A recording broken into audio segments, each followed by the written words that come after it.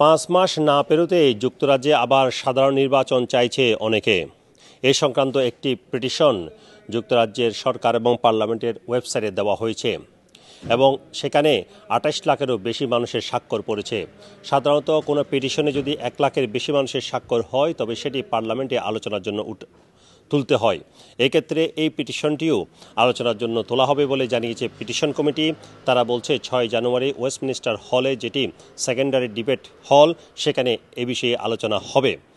একজন conservative voter এই পিটিশনটি করেছেন, তবে এখানে সমর্থন দিয়েছেন যুক্তরাজ্যের আলোচিত সমালোচিত নেতা নাইজেল ফারাজ এবং বিশ্বের শীর্ষধনী এলন মাস্ক। মূলত এই দুজনের সমর্থনের ফলে এই পিটিশনে অনেক বেশি সমর্থন পড়েছে। পিটিশনে বলা হয়েছে ক্ষমতাসীন লেবার দল প্রতিশ্রুতি ভঙ্গ করছে, সে কারণে যুক্তরাজ্যের মানুষ আবার সাধারণ নির্বাচন চায়। তবে প্রধানমন্ত্রী স্যার কেয়ার স্টারমার সেই সম্ভাবনা উড়িয়ে দিয়েছেন।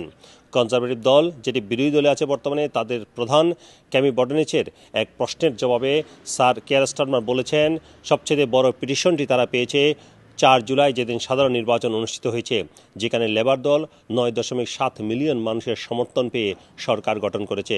সুতরাং এই মুহূর্তে নতুন করে আর সাধারণ নির্বাচন অনুষ্ঠানের কোনো সম্ভাবনা নেই বলে জানিয়েছেন প্রধানমন্ত্রী স্যার কেয়ার স্টারমার। তবে পার্লামেন্টে আলোচনা হবে এবং সেখানে সরকারের একজন মন্ত্রী বিভিন্ন এমপিদের প্রশ্নের উত্তর দেবেন। Sarwar Hossain, RTV, London.